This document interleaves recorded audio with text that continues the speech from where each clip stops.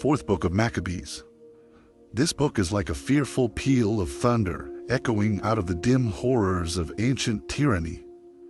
It is a chapter based on persecution by Antiochus, the tyrant of Syria, whom some called Epiphanes, the madman. Roman history of the first centuries records two such tyrants, the other, Caligula, the second brilliant madman. The form of this writing is that of an oration. So carefully timed are the risings and fallings of the speech. So devastating are its arguments, so unfaltering is its logic, so deep its thrusts, so cool its reasoning, that it takes its place as a sample of the sheerest eloquence. The keynote is courage. The writer begins with an impassioned statement of the philosophy of inspired reason. We like to think of this 20th century as the age of reason and contrast it with the age of myths. Yet a writing such as this is a challenge to such an assumption. We find a writer who probably belonged to the first century before the Christian era stating a clear-cut philosophy of reason that is just as potent today as it was 2,000 years ago. The setting of the observations in the torture chambers is unrelenting. On our modern ears attuned to gentler things, it strikes appallingly. The details of the successive tortures are elaborated in a way shocking to our taste. Even the emergence of the stoical characters of the old man, the 7 brothers, and the mother does nothing to soften the ferocity with which this orator conjures courage. The ancient fathers of the Christian Church carefully preserved this book as a work of high moral value and teaching, and it was undoubtedly familiar to many of the early Christian martyrs who were aroused to the pitch of martyrdom by reading it. Chapter 1.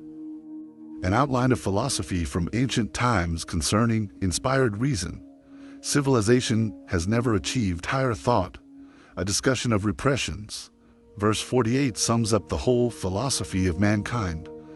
Philosophical in the highest degree is the question I propose to discuss, namely whether the inspired reason is supreme ruler over the passions, and to the philosophy of it I would seriously entreat your earnest attention. For not only is the subject generally necessary as a branch of knowledge, but it includes the praise of the greatest of virtues, whereby I mean self-control. That is to say, if reason is proved to control the passions adverse to temperance, gluttony, and lust, it is also clearly shown to be lord over the passions, like malevolence, opposed to justice, and over those opposed to manliness, namely rage and pain and fear. But some may ask, if the reason is master of the passions, why does it not control forgetfulness and ignorance? Their object being to cast ridicule. The answer is that reason is not master over defects inhering in the mind itself, but over the passions or moral defects that are adverse to justice and manliness and temperance and judgment, and its action in their case is not to extirpate the passions, but to enable us to resist them successfully.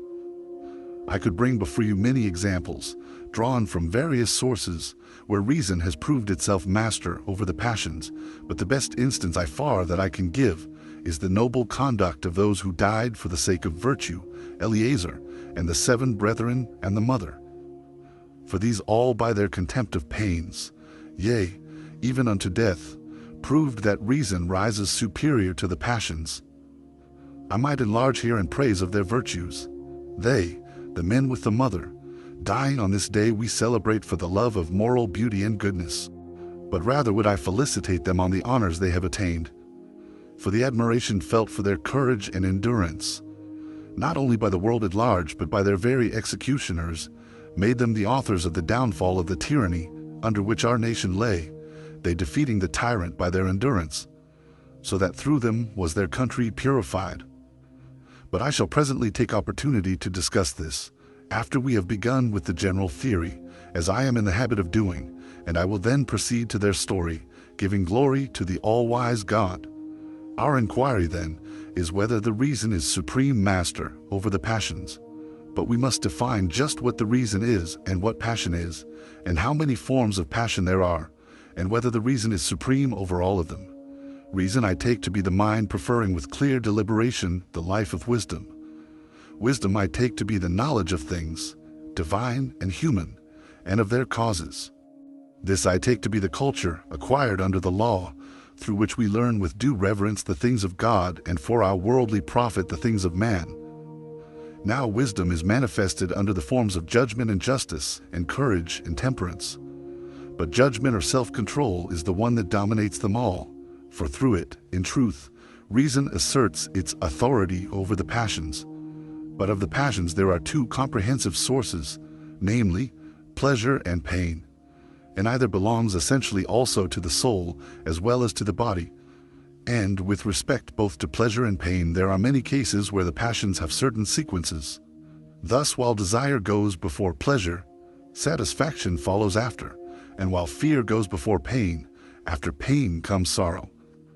Anger, again, if a man will retrace the course of his feelings, is a passion in which are blended both pleasure and pain. Under pleasure also comes that moral debasement which exhibits the widest variety of the passions. It manifests itself in the soul as ostentation, and covetousness, and vainglory, and contentiousness, and backbiting, and in the body as eating of strange meat, and gluttony, and gormandizing in secret. Now pleasure and pain being as it were two trees, growing from body and soul, many offshoots of these passions sprout up, and each man's reason as master gardener, weeding and pruning and binding up, and turning on the water and directing it hither and thither, brings the thicket of dispositions and passions under domestication. For while reason is the guide of the virtues, it is master of the passions. Observe now, in the first place, that reason becomes supreme over the passions in virtue of the inhibitory action of temperance. Temperance, I take it, is the repression of the desires. But of the desires, some are mental and some physical, and both kinds are clearly controlled by reason when we are tempted towards forbidden meats. How do we come to relinquish the pleasures to be derived from them?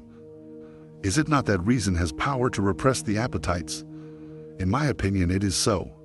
Accordingly, when we feel a desire to eat water animals and birds and beasts and meats of every description forbidden to us under the law, we abstain through the predominance of reason. For the propensions of our appetites are checked and inhibited by the temperate mind, and all the movements of the body obey the bridle of reason. And what is there to be surprised at if the natural desire of the soul to enjoy the fruition of beauty is quenched? This, certainly, is why we praise the virtuous Joseph, because by his reason, with a mental effort, he checked the carnal impulse. For he, a young man at the age when physical desire is strong, by his reason quenched the impulse of his passions. And reason is proved to subdue the impulse, not only of sexual desire, but of all sorts of covetings. For the law says, "Thou shalt not covet thy neighbor's wife, nor anything that is thy neighbor's." Verily, when the law orders us not to covet, it should, I think, confirm strongly the argument that the reason is capable of controlling covetous desires, even as it does the passions that militate against justice. How else can a man, naturally gormandizing and greedy and drunken, be taught to change his nature, if the reason be not manifestly the master of the passions? Certainly, as soon as a man orders his life according to the law, if he is miserly, he acts contrary to his nature, and lends money to the needy without interest, and at the 7th-year periods cancels the debt. And if he is parsimonious, he is overruled by the law through the action of reason, and refrains from gleaning his stubbles or picking the last grapes from his vineyards. And with regard to all the rest, we can recognize that reason is in the position of master over the passions or affections. For the law ranks above affection for parents, so that a man may not for their sakes surrender his virtue, and it overrides love for a wife, so that if she transgress a man should rebuke her, and it governs love for children, so that if they are naughty a man should punish them, and it controls the claims of friendship, so that a man should reprove his friends if they do evil. And do not think it a paradoxical thing when reason through the law is able to overcome even hatred, so that a man refrains from cutting down the enemy's orchards, and protects the property of the enemy from the spoilers, and gathers up their goods that have been scattered. And the rule of reason is likewise proved to extend through the more aggressive passions or vices, ambition, vanity, ostentation, pride, and backbiting. For the temperate mind repels all these debased passions even as it does anger, for it conquers even this. Yea, Moses, when he was angered against Dathan and Abiram, did not give free course to his wrath, but governed his anger by his reason. For the temperate mind is able, as I said, to win the victory over the passions, modifying some while crushing others absolutely. Why else did our wise father Jacob blame the houses of Simeon and Levi for their unreasoning slaughter of the tribe of the Shechemites, saying, "Accursed be their anger"? For had not reason possessed the power to restrain their anger, he would not have spoken thus. For in the day when God created man, he implanted in him his passions and inclinations, and also, at the very same time, set the mind on a throne amidst the senses to be his sacred guide in all things. And to the mind he gave the law, by the which, if a man order himself, he shall reign over a kingdom that is temperate, and just, and virtuous, and brave. Chapter 2. The ruling of desire and anger. The story of David's thirst. Stirring chapters of ancient history. Savage attempts to make the Jews eat swine. Interesting references to an ancient bank. Well then, someone may ask, if reason is the master of the passions, why is it not the master of forgetfulness and ignorance? But the argument is supremely ridiculous. For reason is not shown to be master over passions or defects in itself, but over those of the body. For example, none of you is able to extirpate our natural desire, but the reason can enable him to escape being made a slave by desire. None of you is able to extirpate anger from the soul, but it is possible for the reason to come to his aid against anger.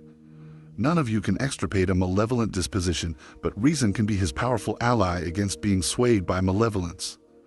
The reason is not the extirpation of the passions, but their antagonist. The case of the thirst of King David may serve at least to make this clearer. For when David had fought the livelong day against the Philistines, and by the help of our country's warriors had slain many of them, he came at eventide, all fordone with sweat and toil, to the royal tent, around which was encamped the whole army of our ancestors. So all the hosts fell to their evening meal, but the king, being consumed with an intense thirst, though he had an abundance of water, was unable to slake it. Instead, an irrational desire for the water that was in the possession of the enemy, with growing intensity burned him up, and unmanned and consumed him. Then, when his bodyguard murmured against the craving of the king, 2 youths, mighty warriors, ashamed that their king should lack his desire, put on all their armor, and took a water vessel, and scaled the enemy's ramparts, and stealing undetected past the guards at the gate, they searched through all the enemy's camp, and they bravely found the spring, and drew from it a draught for the king. But David, though still burning with the thirst, considered that such a draught, reckoned as equivalent to blood, was a grievous danger to his soul. Therefore, opposing his reason to his desire, he poured out the water as an offering to God. For the temperate mind is able to conquer the dictates of the passions, and to quench the fires of desire, and to wrestle victoriously with the pangs of our bodies though they be exceeding strong, and by the moral beauty and goodness of reason to defy with scorn all the domination of the passions. And now the occasion calls us to set forth the story of the self-controlled reason. At a time when our fathers enjoyed great peace through the due observance of the law, and were in happy case, so that Seleucus Nicanor, the king of Asia, sanctioned the tax for the temple service, and recognized our polity, precisely then, certain men, acting factiously against the general concord, involved us in many and various calamities. Onias, a man of the highest character, being then high priest, and having the office for his life, a certain Simon raised a faction against him. But since despite every kind of slander he failed to injure him on account of the people, he fled abroad, with intent to betray his country.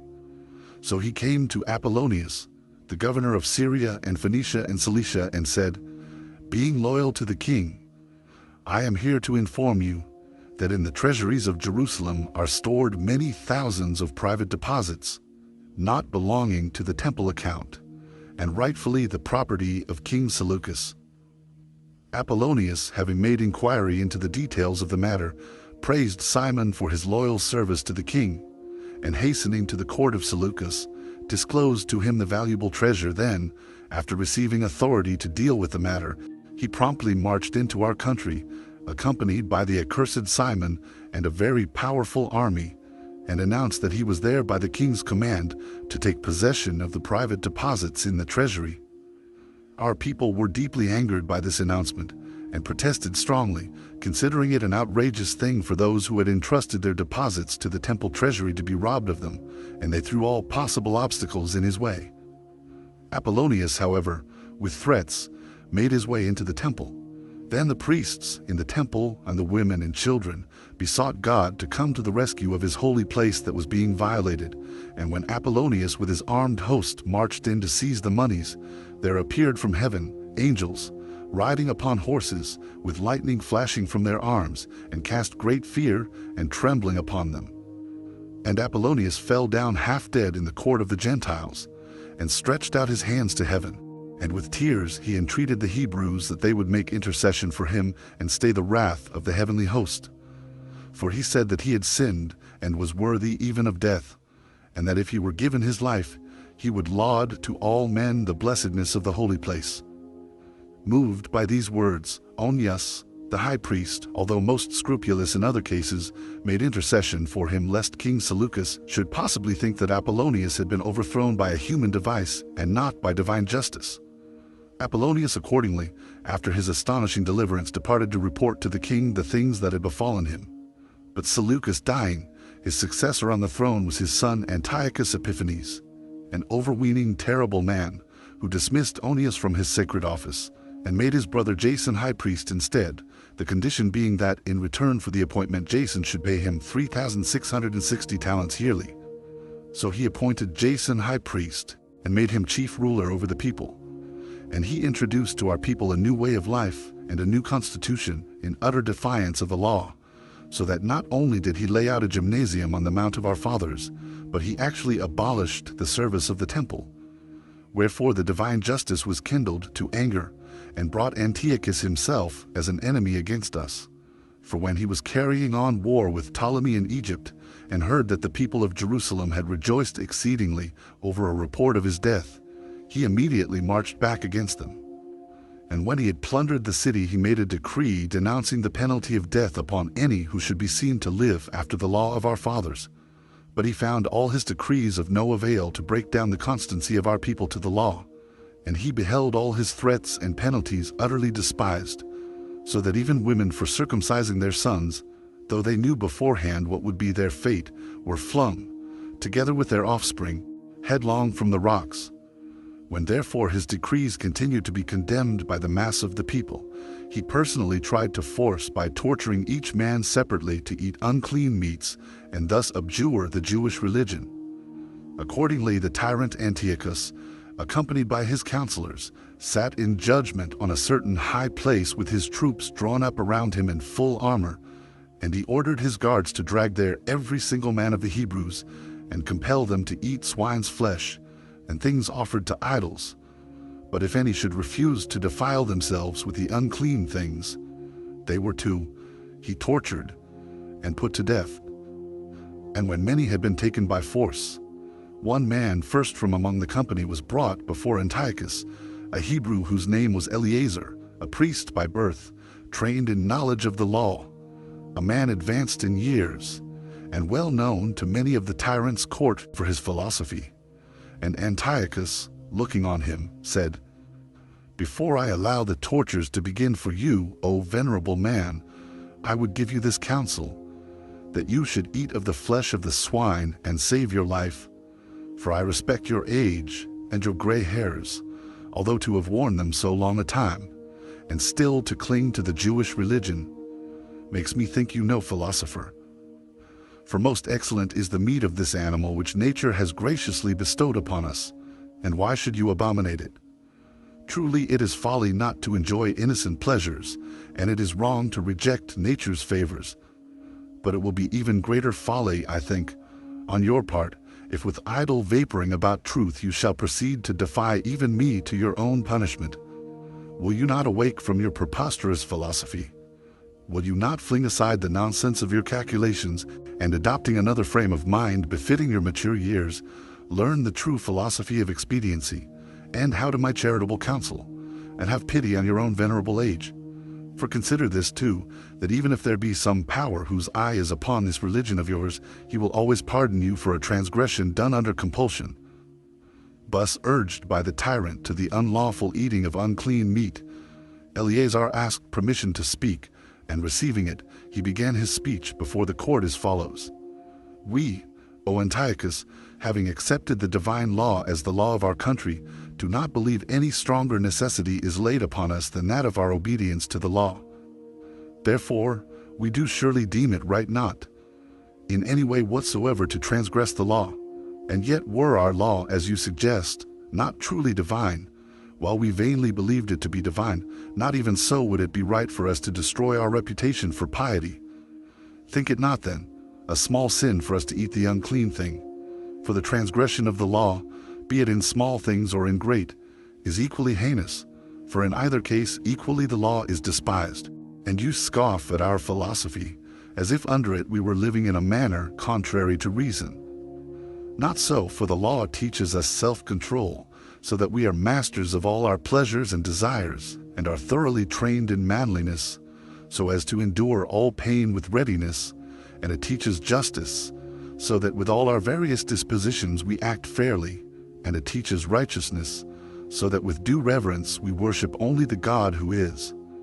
Therefore do we eat no unclean meat, for believing our law to be given by God, we know also that the Creator of the world, as a lawgiver, feels for us according to our nature. He has commanded us to eat the things that will be convenient for our souls, and He has forbidden us to eat meats that would be the contrary. But it is the act of a tyrant that you should compel us not only to transgress the law, but should also make us eat in such manner that you may mock this defilement so utterly abominable to us. But you shall not mock at me thus, neither will I break the sacred oaths of my ancestors to keep the law, not even though you tear out mine eyes and bum out mine entrails. I am not so unmanned by old age, but that when righteousness is at stake, the strength of youth returns to my reason. So twist hard your racks and blow your furnace hotter. I do not so pity mine old age, as to break the law of my fathers in mine own person. I will not believe thee, O law that wast my teacher. I will not desert thee, O beloved self-control. I will not put thee to shame, O wisdom-loving reason. Nor will I deny ye, O venerated priesthood and knowledge of the law. Neither shalt thou sully the pure mouth of mine old age and my lifelong constancy to the law. Clean shall my fathers receive me, unafraid of thy torments even to the death. For thou indeed mayest be tyrant over unrighteous men, but thou shalt not lord it over my resolution in the matter of righteousness, either by thy words or through thy deeds. Chapter 3. Eleazar, the gentle-spirited old man, shows such fortitude that even as we read these words 2,000 years later, they seem like an inextinguishable fire. But when Eleazar replied thus eloquently to the exhortations of the tyrants, the guards around him dragged him roughly to the torturing place. And first they unclothed the old man, who was adorned with the beauty of holiness. Then binding his arms on either side they scourged him, a herald standing and shouting out over against him, "Obey the orders of the king." But the great-souled and noble man, and Eleazar in very truth, was no more moved in his mind than if he were being tormented in a dream. Yea, the old man, keeping his eyes steadfastly raised to heaven, suffered his flesh to be torn by the scourges, till he was bathed in blood, and his sides became a mass of wounds, and even when he fell to the ground, because his body could no longer support the pain, he still kept his reason erect and inflexible. With his foot, then one of the cruet guards as he fell kicked him savagely in the side to make him get up. But he endured the anguish and despised the compulsion, and bore up under the torments, and like a brave athlete taking punishment, the old man outwore his tormentors. The sweat stood on his brow, and he drew his breath in hard gasps, till his nobility of soul extorted the admiration of his tormentors themselves. Hereupon, partly in pity for his old age, partly in sympathy for their friend, partly in admiration of his courage, some of the courtiers of the king went tip to him and said, "Why, O Eleazar, dost thou madly destroy thyself in this misery? We will bring to thee of the seethed meats, but do thou feign only to partake of the swine's flesh, and so save thyself." And Eleazar, as if their counsel did but added to his torture, cried loudly, "No. May we sons of Abraham never have such evil a thought as with faint heart to counterfeit a part unseemly to us, contrary to reason indeed, were it for us, after living unto the truth till old age, and guarding in lawful guise the repute of so living, now to change and become, in our own persons, a pattern to the young of impiety, to the end that we should encourage them to eat unclean meat. Shame were it if we should live on a little longer, during that little being mocked of all men for cowardice, and while despised by the tyrant as unmanly should fail to defend the divine law unto death. Therefore, O sons of Abraham, do you die nobly for righteousness' sake, but as for you, O minions of the tyrant, why pause ye in your work?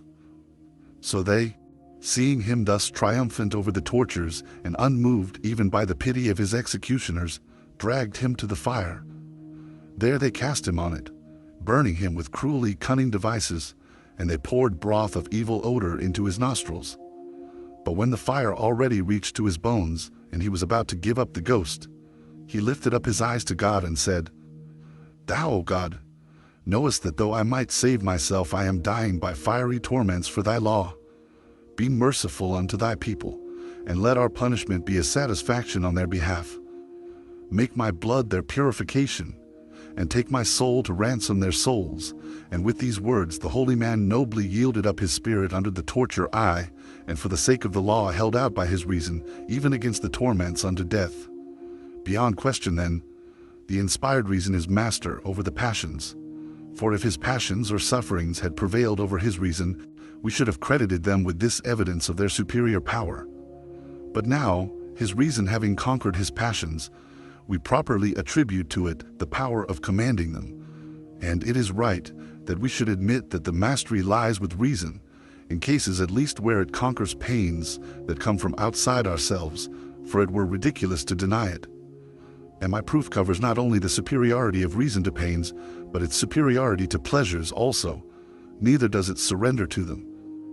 Chapter 4. This so-called age of reason may in this chapter read that the philosophy of reason is 2,000 years old, the story of 7 sons and their mother. For the reason of our father Eleazar, like a fine steersman steering the ship of sanctity on the sea of the passions, though buffeted by the threats of the tyrant and swept by the swelling waves of the tortures, never shifted for one moment the helm of sanctity, until he sailed into the haven of victory over death. No city besieged with many and cunning engines ever defended itself so well as did that holy man when his sacred soul was attacked with scourge and rack and flame, and he moved them who were laying siege to his soul through his reason that was the shield of sanctity. For our father Eleazar, setting his mind firm as a beetling sea cliff, broke the mad onset of the surges of the passions. O priest, worthy of thy priesthood, thou didst not defile thy holy teeth, nor didst thou befoul with unclean meat thy belly that had room only for piety and purity. O confessor of the law and philosopher of the divine life, such should those be whose office is to serve the law and defend it with their own blood and honorable sweat in the face of sufferings to the death.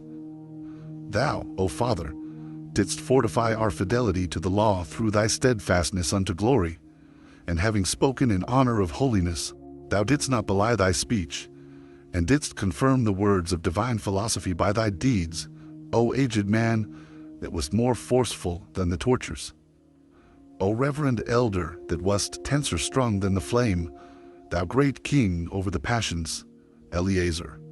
For as our father Aaron, armed with the censer, ran through the massed congregation against the fiery angel, and overcame him, so the son of Aaron, Eleazar, being consumed by the melting heat of the fire, remained unshaken in his reason. And yet most wonderful of all, he, being an old man, with the sinews of his body unstrung, and his muscles relaxed, and his nerves weakened, grew a young man again in the spirit of his reason, and with Isaac-like reason, turned the hydra-headed torture to impotence. O blessed age, O reverend gray head, O life faithful to the law and perfected by the seal of death. Assuredly then, if an old man despised the torments unto death for righteousness' sake, it must be admitted that the inspired reason is able to guide the passions. But some perhaps may answer that not all men are masters of the passions, because not all men have their reason enlightened, but as many as with their whole heart make righteousness their first thought. These alone are able to master the weakness of the flesh, believing that unto God they die not, as our patriarchs, Abraham and Isaac and Jacob, died not, but that they live unto God.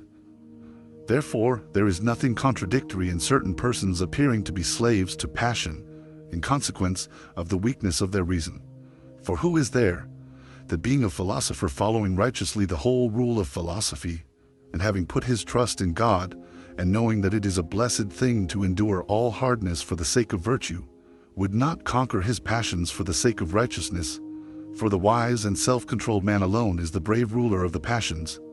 Yea, by this means even young boys, being philosophers by virtue of the reason which is according to righteousness, have triumphed over yet more grievous tortures. For when the tyrant found himself notably defeated in his first attempt, and impotent to compel an old man to eat unclean meat, then truly in violent rage he ordered the guards to bring others of the young men of the Hebrews, and if they would eat unclean meat, to release them after eating it, but if they refused, to torture them yet more savagely. And under these orders of the tyrant 7 brethren together with their aged mother were brought prisoners before him, all handsome and modest and well-born, and generally attractive. And when the tyrant saw them there, standing as if they were a festal choir with their mother in the midst, he took notice of them, and struck by their noble and distinguished bearing, he smiled at them, and calling them nearer, said, O young men, I wish well to each one of you, and admire your beauty, and honor highly so large a band of brothers. So not only do I advise you not to persist in the madness of that old man who has already suffered, but I even entreat of you to yield to me, and become partakers in my friendship. For, as I am able to punish those who disobey my orders, so am I able to advance those who do obey me. Be assured then that you shall be given positions of importance and authority in my service, if you will reject the ancestral law of your polity, share in the Hellenic life, and walk in a new way, and take some pleasure in your youth. For if you drive me to anger with your disobedience, you will compel me to resort to terrible penalties, and put every single one of you to death by torture. Have pity then on yourselves, whom even I, your opponent, pity for your youth and your beauty. Will you not consider with yourselves this thing, that if you disobey me there is nothing before you but death in torments? With these words he ordered the instruments of torture to be brought forward in order to persuade them by fear to eat unclean meat. But when the guards had produced wheels, and joint dislocators, and racks, and bone crushers, and catapults, and cauldrons, and braziers, and thumbscrews, and iron claws, and wedges, and branding irons, the tyrant spoke again and said, You had better feel fear, my lads, and the justice you worship will pardon your unwilling transgression. But they, hearing his persuasions and seeing his dreadful engines, not only showed no fear but actually arrayed their philosophy in opposition to the tyrant, and by the right reason did abase his tyranny. And yet consider, supposing some amongst them to have been faint-hearted and cowardly, what sort of language would they have used? Would it not have been to this effect? Alas, miserable creatures that we are, and foolish above measure! When the king invites us and appeals to us in terms of kind treatment, shall we not obey him? Why do we encourage ourselves with vain desires and dare a disobedience that is to cost us our lives? Shall we not, O men, my brothers, fear the dread instruments and weigh his threats of the tortures, and abandon these empty vaunts and this fatal bragging? Let us take pity on our own youth, and have compassion on our mother's age, and let us lay to heart that if we disobey we shall die. And even the divine justice will have mercy on us, if compelled by necessity we yield to the king in fear. Why should we cast away from us this dear life, and rob ourselves of this sweet world? Let us not strive against necessity, nor with vain confidence invite our torture. Even the law itself does not willingly condemn us to death, we being in terror of the instruments of torture. Why does such contentiousness inflame us and a fatal obstinacy find favor with us, when we might have a peaceful life by obeying the king? But no such words escaped these young men at the prospect of the torture, nor did such thoughts enter into their minds, for they were despisers of the passions and masters over pain. Chapter 5, a chapter of horror and torture revealing ancient tyranny at its utmost savagery. Verse 26 is profound truth. And thus no sooner did the tyrant conclude his urging of them to eat unclean meat, than all with one voice together, and as with one soul, said to him, Why dost thou delay, O tyrant? We are ready to die rather than transgress the commandments of our fathers. For we should be putting our ancestors also to shame if we did not walk in obedience to the law and take Moses as our counselor. O tyrant that counselest us to transgress the law, do not, hating us, pity us beyond ourselves, for we esteem thy mercy, giving us our life in return for a breach of the law, a thing harder to bear than death itself. Thou wouldst terrify us with thy threats of death under torture, as if a little while ago thou hadst learned nothing from Eleazar. But if the old men of the Hebrews endured the tortures for righteousness' sake, yea, until they died, more befittingly will we young men die, despising the torments of thy compulsion, over which he, our aged teacher, also triumphed. Make trial, therefore, O tyrant, and if thou takest our lives for the sake of righteousness, think not that thou hurtest us with thy tortures. For we through this our evil entreatment and our endurance of it shall win the prize of virtue, but thou for our cruel murder shall suffer at the hands of divine justice sufficient torment by fire forever. These words of the youths redoubled the wrath of the tyrant, not at their disobedience only, but at what he considered their ingratitude. So by his orders the scourgers brought forward the eldest of them, and stripped him of his garment, and bound his hands and arms on either side with thongs. But when they had scourged him till they were weary, and gained nothing thereby, they cast him upon the wheel. And on it the noble youth was racked till his bones were out of joint, and as joint after joint gave way, he denounced the tyrant in these words: O thou most abominable tyrant, thou enemy of the justice of heaven and bloody-minded, thou dost torment me in this fashion, not for manslaying nor for impiety, but for defending the law of God. And when the guards said to him, Consent to eat, that so you may be released from your tortures, he said to them, Your method, O miserable minions, is not strong enough to lead captive my reason. Cut off my limbs, and burn my flesh, and twist my joints. Through all the torments I will show you that in behalf of virtue the sons of the Hebrews alone are unconquerable. As he thus spake, they set hot coals upon him besides, and intensifying the torture strained him yet tighter on the wheel. And all the wheel was besmeared with his blood, and the heaped coals were quenched by the humors of his body dropping down, and the rent flesh ran round the axles of the machine. And with his bodily frame already in dissolution, this great-souled youth, like a true son of Abraham, groaned not at all, but as if he were suffering a change by fire to incorruption. He nobly endured the torment, saying, Follow my example, O brothers. Do not forever desert me, and forswear not our brotherhood in nobility of soul. War a holy and honorable warfare on behalf of righteousness, through which may the just providence that watched over our fathers become merciful unto his people, and take vengeance on the accursed tyrant. And with these words the holy youth yielded up the ghost. But while all were wondering at his constancy of soul, the guards brought forward the second in age of the sons, and grappling him with sharp-clawed hands of iron, they fastened him to the engines and the catapult. But when they heard his noble resolve in answer to their question, would he eat rather than be tortured, these panther-like beasts tore his sinews with claws of iron, and rent away all the flesh from his cheeks, and tore off the skin from his head. But he steadfastly enduring this agony said, How sweet is every form of death for the sake of the righteousness of our fathers.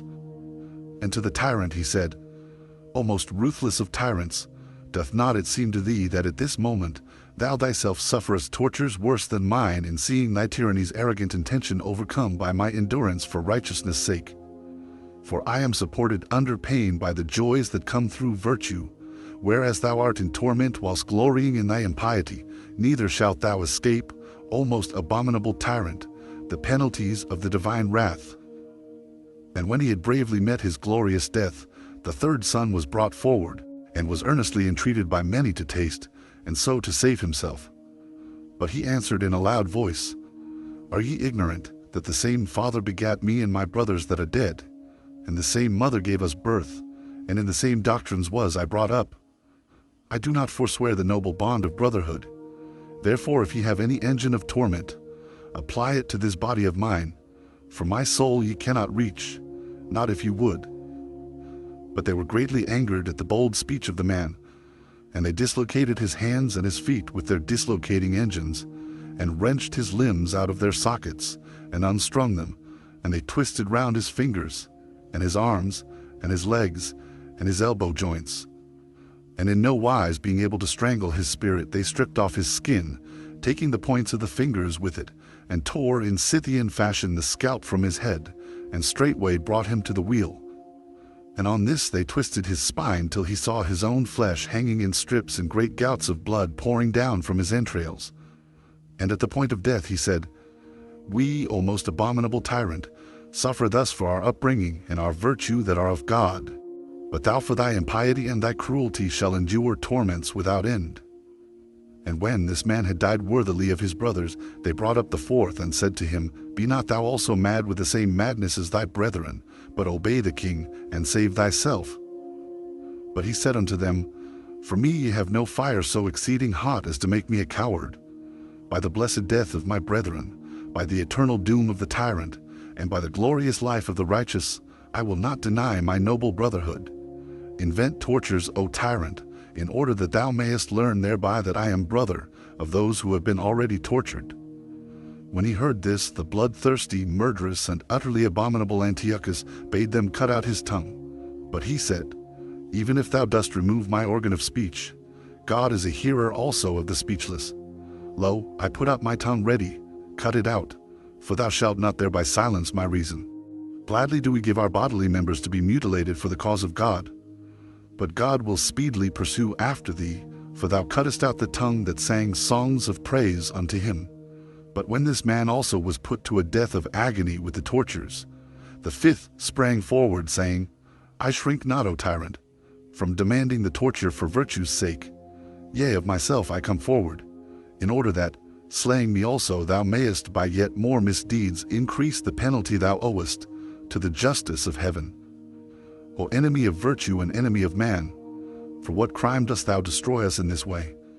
Doth it seem evil to thee that we worship the Creator of all, and live according to his virtuous law? But these things are worthy of honors, not of torture. If thou didst understand human aspirations, and hadst hope of salvation before God, lo, now thou art God's enemy, and makest war on those that worship God. As he spake thus, the guards bound him, and brought him before the catapult, and they tied him thereto on his knees, and fastening them there with iron clamps, they wrenched his loins over the rolling wedge, so that he was completely curled back like a scorpion, and every joint was disjointed. And thus in grievous strait for breath, and anguish of body, he exclaimed, Glorious, O tyrant, glorious against thy will are the boons that thou bestowest on me, enabling me to show my fidelity to the law through yet more honorable tortures. And when this man also was dead, the sixth was brought, a mere boy, who in answer to the tyrant's inquiry whether he was willing to eat and be released, said, I am not so old in years as my brethren, but I am as old in mind. For we were born and reared for the same purpose, and are equally bound also to die for the same cause. So if thou choosest to torture us for not eating unclean meat, torture. As he spake these words, they brought him to the wheel, and with care they stretched him out, and dislocated the bones of his back, and set fire under him. And they made sharp skewers red hot, and ran them into his back, and piercing through his sides they burned away his entrails also. But he in the midst of his tortures exclaimed, O contest worthy of saints, wherein so many of us brethren, in the cause of righteousness, have been entered for a competition in torments, and have not been conquered. For the righteous understanding, O tyrant, is unconquerable. In the armor of virtue I go to join my brothers in death, and to add in myself one strong avenger more to punish thee, O deviser of the tortures, and enemy of the truly righteous. We 6 youths have overthrown thy tyranny. For is not thine impotence to alter our reason, or force us to eat unclean meat, and overthrow for thee? Thy fire is cool for us, thy engines of torture torment not, and thy violence is impotent. For the guards have been officers for us, not of a tyrant, but of the divine law, and therefore have we our reason yet unconquered. Chapter 6. Brotherly bonds and a mother's love. And when this one also died a blessed death, being cast into the cauldron, the 7th son, the youngest of them all, came forward. 2. But the tyrant, although fiercely exasperated by his brethren, felt pity for the boy, And seeing him there already bound, he had him brought near, and sought to persuade him, saying, Thou seest the end of the folly of thy brethren, for through their disobedience they have been racked to death.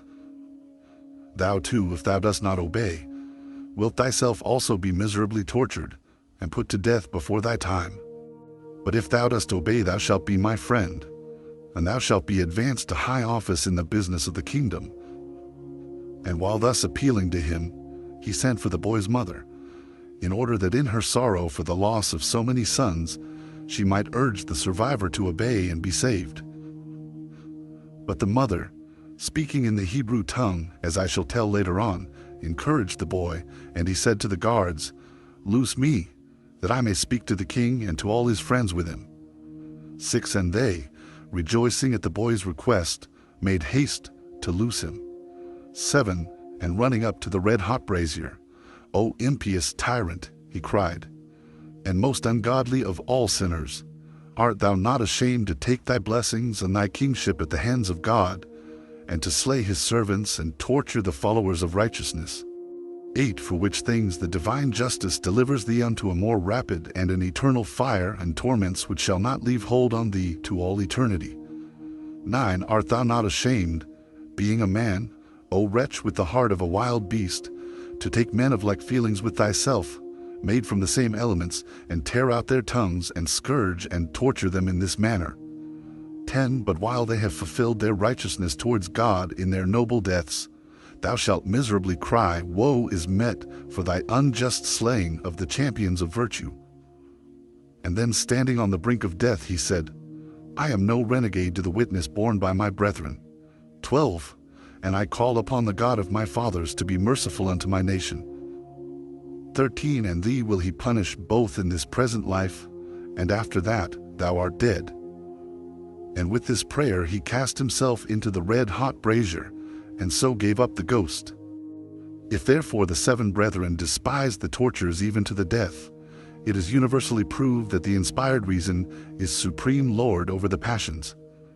For if they had yielded to their passions or sufferings and eaten unclean meat, we should have said that they had been conquered thereby. But in this camp it was not so. On the contrary, by their reason, which was commended in the sight of God, they rose superior to their passions. And it is impossible to deny the supremacy of the mind, for they won the victory over their passions and their pains. How can we do otherwise than admit the right reason's mastery over passion with these men, who shrank not before the agonies of burning? For even as towers on harbor moles repulse the assaults of the waves and offer a calm entrance to those entering the haven, so the 7-towered right reason of the youths defended the haven of righteousness and repulsed the tempestuousness of the passions. They formed a holy choir of righteousness as they cheered one another on, saying, Let us die like brothers, O brethren, for the law. Let us imitate the 3 children at the Assyrian court, who despised this same ordeal of the furnace. Let us not turn to cravens before the proof of righteousness. And one said, Brother, be of good cheer. And another, Bear it out nobly. And another, recalling the past, Remember of what stock ye are, and at whose fatherly hand Isaac, for righteousness' sake, yielded himself to be a sacrifice. And each and all of them together, looking at each other brightly and very boldly, said, With a whole heart will we consecrate ourselves unto God, who gave us our souls, and let us lend our bodies to the keeping of the law. Let us not fear him who thinketh he kills, for a great struggle and peril of the soul awaits in eternal torment those who transgress the ordinance of God. Let us then arm ourselves with divine reason's mastery of the passions. After this our passion, Abraham, Isaac, and Jacob shall receive us, and all our forefathers shall praise us. And to each separate one of the brothers, as they were dragged off, those whose turn was yet to come said, Do not disgrace us, brother, nor be false to our brethren already dead. You are not ignorant of the love of brethren, whereof the divine and all-wise providence has given an inheritance to those who are begotten though their fathers, implanting it in them even through the mother's womb, wherein brethren do dwell the like period, and take their form during the same time, and are nourished from the same blood, and are quickened with the same soul, and are brought into the world after the same space, and they draw milk from the same founts, whereby their fraternal souls are nursed together in arms at the breast, and they are knit yet closer through a common nurture and daily companionship and other education, and through our discipline under the law of God. The feeling of brotherly love being thus naturally strong, the 7 brethren had their mutual concord made yet stronger. For trained in the same law, and disciplined in the same virtues, and brought up together in the upright life, they loved one another the more abundantly. Their common zeal for moral beauty and goodness heightened their mutual concord, for in conjunction with their piety, it rendered their brotherly love more fervent. But though nature, companionship, and their virtuous disposition increased the ardor of their brotherly love, nevertheless the surviving sons through their religion supported the side of their brethren who were on the rack, being tortured to death. Nay more, they even encouraged them to face the agony, so as not only to despise their own tortures, but also to conquer their passion of brotherly affection for their brethren.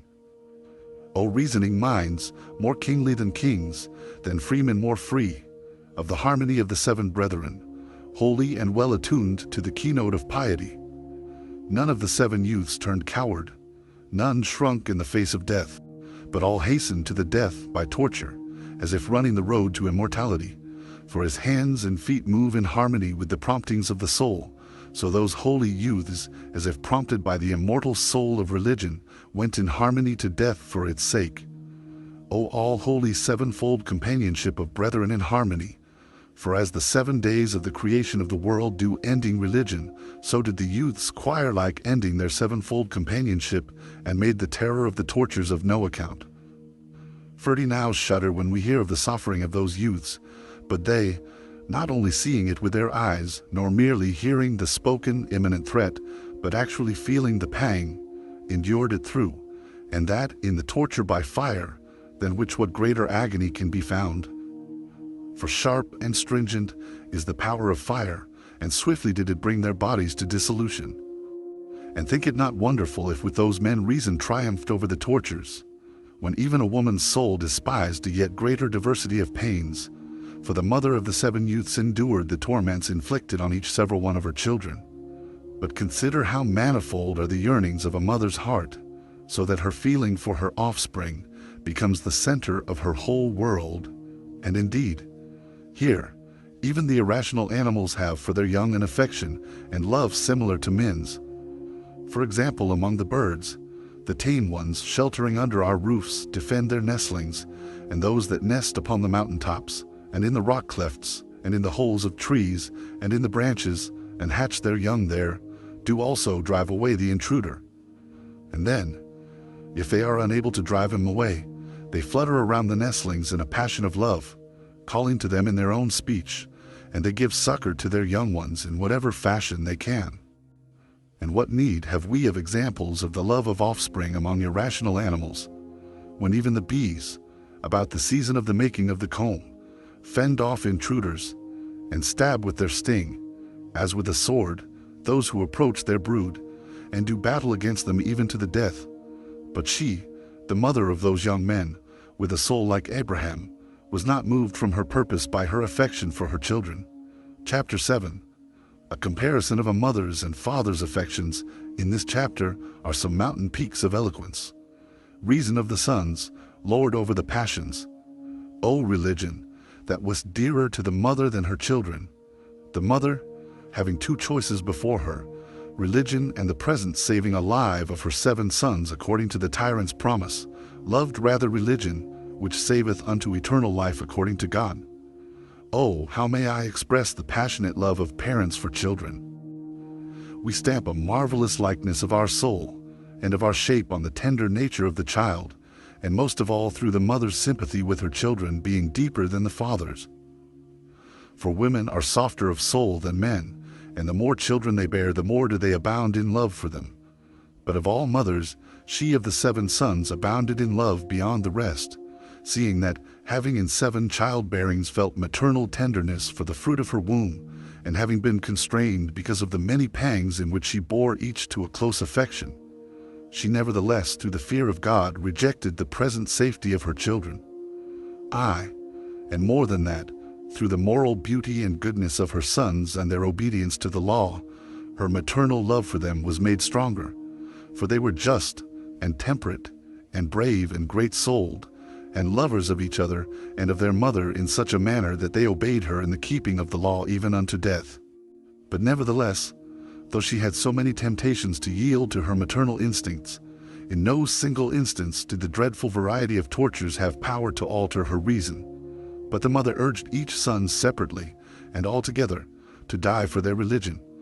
O holy nature and parental love and yearning of parents for offspring, and wages of nursing, and unconquerable affection of mothers, the mother, seeing them one by one racked and burned, remained unshaken in soul for religion's sake.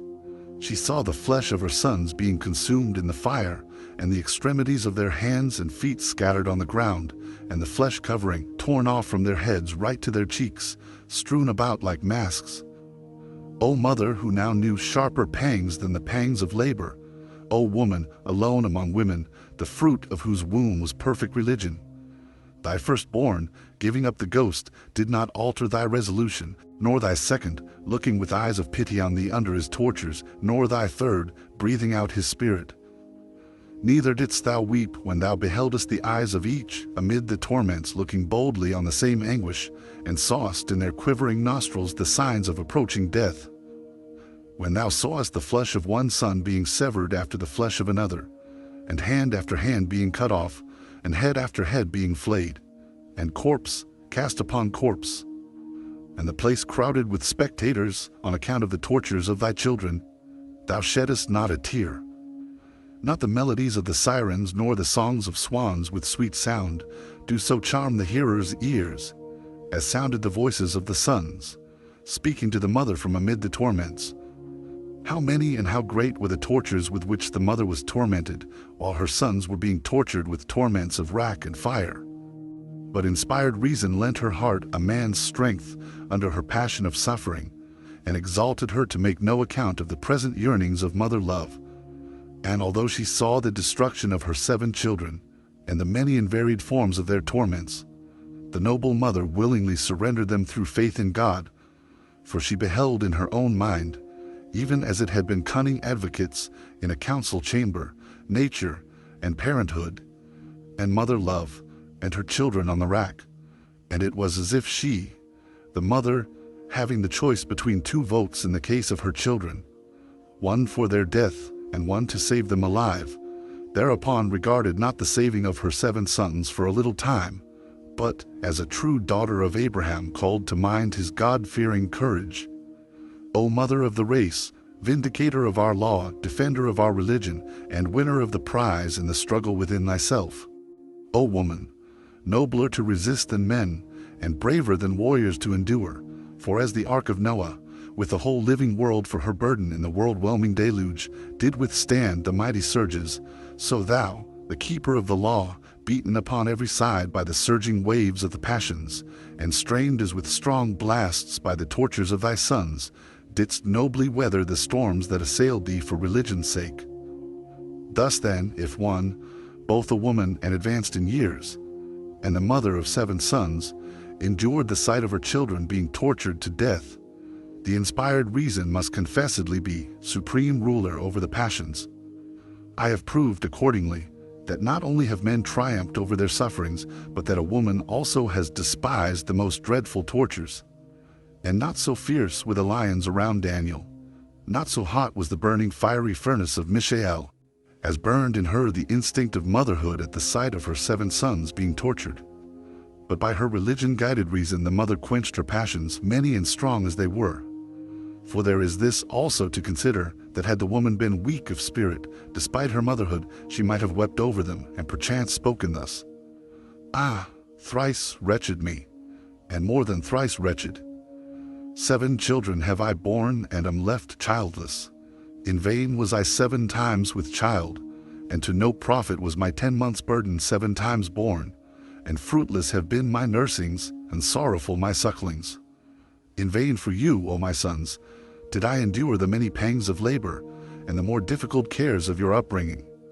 Alas, for my sons, that some were yet unwed, and those that were wedded had begotten no children, I shall never see children of yours, nor shall I be called by the name of grandparent. Ah me, that had many beautiful children, and am a widow and desolate in my woe. Neither will there be any son to bury me when I am dead. But the holy and God-fearing mother wailed not with this lamentation over any one of them, neither besought she any to escape death, nor lamented over them as dying men, but as though she had a soul of adamant and were bringing forth the number of her sons, for a second time, into immortal life, she besought rather and entreated of them, that they should die for religion's sake. O Mother, warrior of God in the cause of religion, old and a woman, thou didst both defeat the tyrant by thy endurance, and was found stronger than a man, in deeds as well as words. For verily when thou wast put in bonds with thy sons, thou stoodest there seeing Eleazar being tortured, and thou spakest to thy sons in the Hebrew tongue. My sons, noble is the fight, and do ye, being called thereto to bear witness for our nation, fight therein zealously on behalf of the law of our fathers. For it would be shameful if, while this aged man endured the agony for religion's sake, you young men shrank before the pain. Remember that for the sake of God ye have come into the world, and have enjoyed life, and that therefore ye owe it to God to endure all pain for his sake, for whom also our father Abraham made haste to sacrifice his son Isaac, the ancestor of our nation. And Isaac, seeing his father's hand lifting the knife against him, did not shrink. And Daniel, the just man, was cast to the lions, and Ananias, Azarias, and Mishael were flung into the furnace of fire, and they endured for God's sake. And ye also, having the same faith unto God, be not troubled, for it was against reason that ye, knowing righteousness, should not withstand the pains. With these words the mother of the seven encouraged every single one of her sons to die, rather than transgress the ordinance of God. They themselves also knew well that men dying for God live unto God, as live Abraham, and Isaac, and Jacob, and all the patriarchs. Chapter 8. The famous athletes of righteousness. Here ends the story of courage, called the fourth book of Maccabees. Some of the guards declared that when she also was about to be seized and put to death, she cast herself on the pyre in order that no man might touch her body. O Mother, that together with thy 7 sons didst break the tyrant's force, and bring to naught his evil devices, and gavest an example of the nobleness of faith. Thou wert nobly set as a roof upon thy sons as pillars, and the earthquake of the torments shook thee not at all. Rejoice therefore, pure-souled Mother, having the hope of thy endurance certain at the hand of God. Not so majestic stands the moon amid the stars in heaven as thou, having lit the path of thy 7 star-like sons unto righteousness, standest in honor with God, and thou art set in heaven with them. For thy childbearing was from the son of Abraham. And had it been lawful for us to paint, as might some artist, the tale of thy piety, would not the spectators have shuddered at the mother of 7 sons, suffering for righteousness' sake multitudinous tortures even unto death? And indeed it were fitting to inscribe these words over their resting place, speaking for a memorial to future generations of our people. Here lie an aged priest, and a woman full of years, and her 7 sons, through the violence of a tyrant, desiring to destroy the Hebrew nation, they vindicated the rights of our people, looking unto God and enduring the torments even unto death. For truly it was a holy war which was fought by them. For on that day virtue, proving them through endurance, set before them the prize of victory and incorruption and everlasting life. But the first in the fight was Eleazar, and the mother of the 7 sons played her part, and the brethren fought. The tyrant was their adversary, and the world and the life of man were the spectators. And righteousness won the victory and gave the crown to her athletes. Who but wondered at the athletes of the true law? Who was not amazed at them? The tyrant himself and his whole council admired their endurance, whereby they now both stand beside the throne of God and live the blessed age. For Moses says, All also who have sanctified themselves are under thy hands. And these men therefore, having sanctified themselves for God's sake, not only have received this honor, but also the honor that through them the enemy had no more power over our people, and the tyrant suffered punishment, and our country was purified, they having as it were become a ransom for our nation's sin, and through the blood of these righteous men and the propitiation of their death, the divine providence delivered Israel, that before was evil entreated. For when the tyrant Antiochus saw the heroism of their virtue, and their endurance under the tortures, he publicly held up their endurance to his soldiers as an example, and he thus inspired his men with a sense of honor and heroism on the field of battle and in the labors of besieging, so that he plundered and overthrew all his enemies. O Israelites, children born of the seed of Abraham, obey this law, and be righteous in all ways, recognizing that inspired reason is Lord over the passions and over pains, not only from within, but from without ourselves, by which means those men, delivering up their bodies to the torture for righteousness' sake, not only won the admiration of mankind, but were deemed worthy of a divine inheritance. And through them the nation obtained peace, and restoring the observance of the law in our country hath captured the city from the enemy. And vengeance hath pursued the tyrant Antiochus upon earth, and in death he suffers punishment. For when he failed utterly to constrain the people of Jerusalem to live like Gentiles and abandon the customs of our fathers, he thereupon left Jerusalem and marched away against the Persians. Now these are the words that the mother of the 7 sons, the righteous woman, spake to her children.